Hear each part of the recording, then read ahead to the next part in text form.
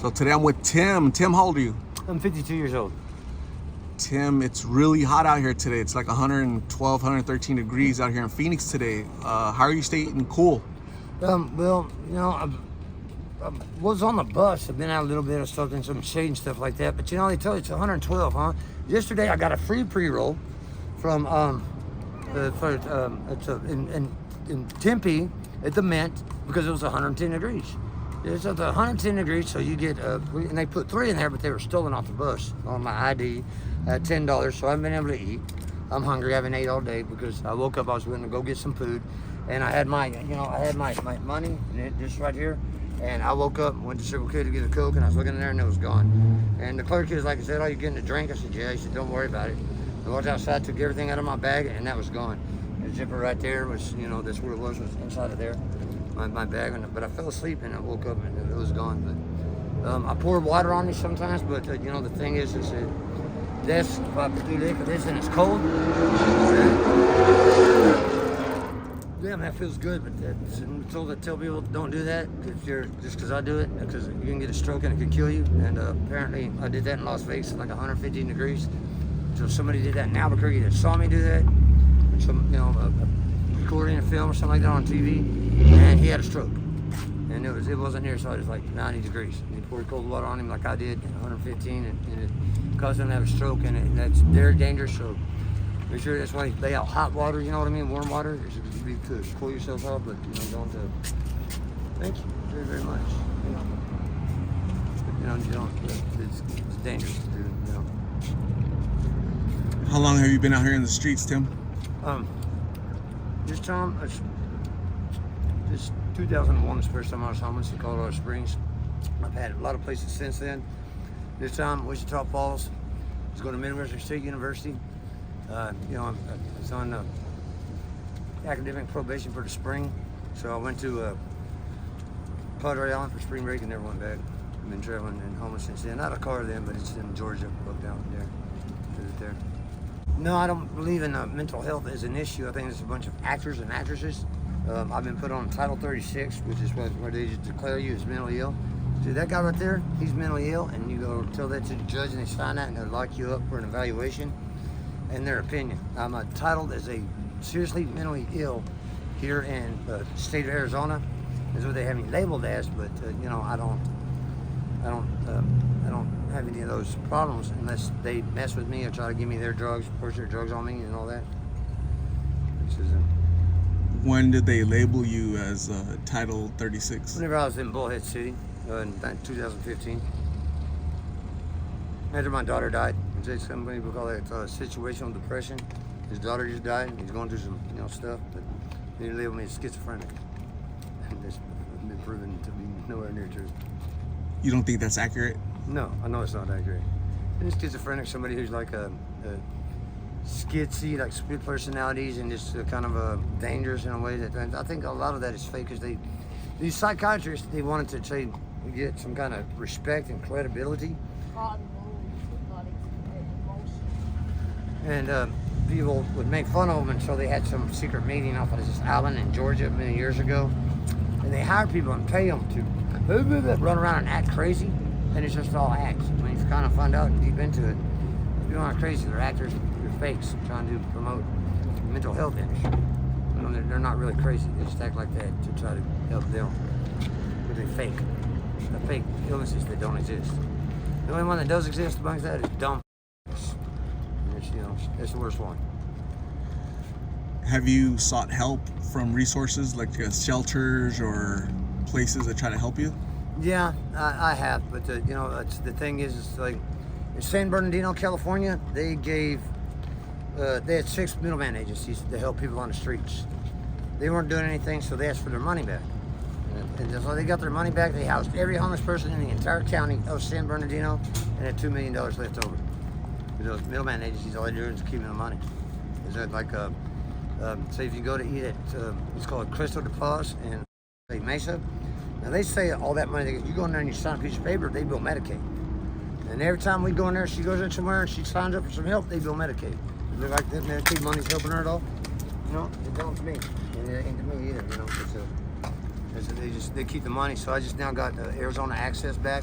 but I haven't used it because now they won't lock you up in a mental health hospital if you don't have insurance. They only do that if you have insurance. And so I try to keep insurance in a state that I'm not in. That way they don't lock me up. But they, I had to transfer from California here to Arizona, and now I got access, so I kind of worry a little bit about that Title 36, but I don't have an address for them to pick me up there. One time they were banging on my door, the police, and, "Hey Tim, come on to the door, I need to talk to you. You got a warrant?" "No." "Come back with a warrant." So because they have to have a warrant, they can't just, they said that screen was indestructible, not breakable, drop it and broke.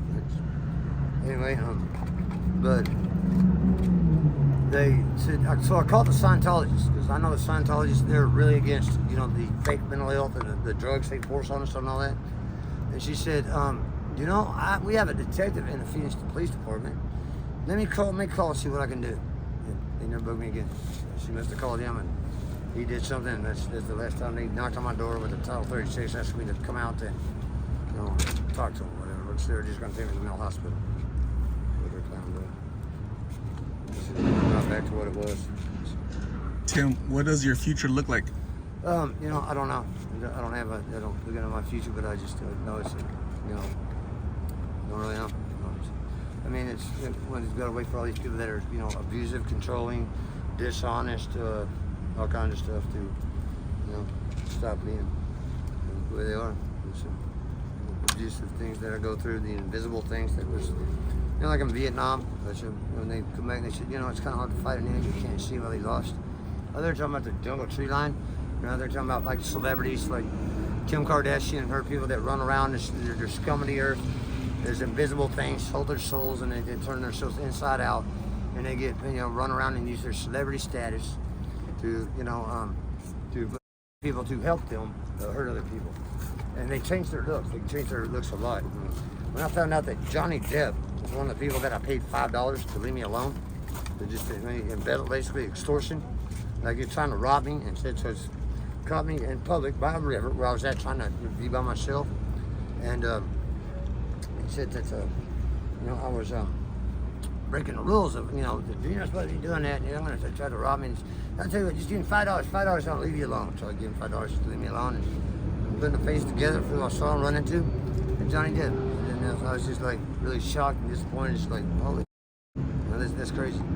Like your hat, it says Huey on it. Yeah. It's a. You know what that sign is? The Huey sign? What is it? It's a sign. It's got a cowboy roping sheep on it. Okay. And one time I saw that on the back of a truck. Yeah. In Midland, Texas. I saw it at a gas station. And it's this cowboy. I said, "What's that?" He said, "It's a Huey." And I'm like, well, for sheep ropers, it's got like a cowboy like that. And it's just a pretty simple sign, but I don't remember if I saw it. I said, "A Huey, huh?" And so then I got what I wanted from the convenience store, and I was walking back to where I was staying. This lady named Peggy Crush. I was staying at her house, which I used to date her daughter a long, long time ago, but I was doing much of her. So I was walking home and I was thinking, what I gotta look up this? What does Huey mean? All I do is just look up stuff and learn what it means, just constantly researching. What I gotta do that for? What were you picking up? Sheep. What were you doing with those sheep? You're those sheep, weren't you, to God? And so I got home and I looked up the word Huey and I said, foolish talk, ridiculous. That's not true. Definition of Huey. No, it's kind of seems like a comment. Suspicious, doesn't it? Suspicious, yeah. Yeah, that's it. So, there's a lot of people out here homeless in Phoenix. Tim, what are your thoughts on why there's so many people out here on the streets? Because, like I said, the corruption in government, the middleman, the Medicaid, they're just, and plus people that aren't willing to help. Their word housing. If you help us abuse them, then we'll give you housing. More and more people are saying, no, we're not going to do that. We'll go live on the street too, instead of wanting to do that for a place to live. So it's like the government is contributing to this, you think? I don't know if it's the government, because I think it's Donald Trump's not the government. He's not in office, and it's really Donald Trump. Donald Trump is dead. There's Vladimir Putin. It was really Mike Pence. Donald Trump's dead? Yeah, it's a guy named Donald Trump stole his identity. Supposed to be a brother of mine. Yeah, they're the same thing, but it's still two different people. That's how I wanted back in the house where they collected life. The guy, his name is Seth Putton, and he's singing for a band called Enelcut. There's Vladimir Putin's son, but it was really Donald Trump's son. And I heard this voice one time say, you know, I let you everything. I thought, Sam, who was that? I said, Reagan talking to me? Who was that? And I kind of find out later that was Donald Trump saying that to his real son, Seth Putin, who's not Donald Putin's son, Donald Trump's son. Donald Trump is a communist. Vladimir Putin, Steve Pence, Vladimir Putin. Goddamn communist. Vladimir, he's a good one. Where the new government Yeah, well, it's So, supposed to be, but we ain't, you know, on it, man. What do you call it? Congress uses money to Tim, fund, I'm gonna say thank you very much for talking to me. I really appreciate it. Stay cool out here. I hope that your situation improves very soon, okay? Right on. Thank you, sir.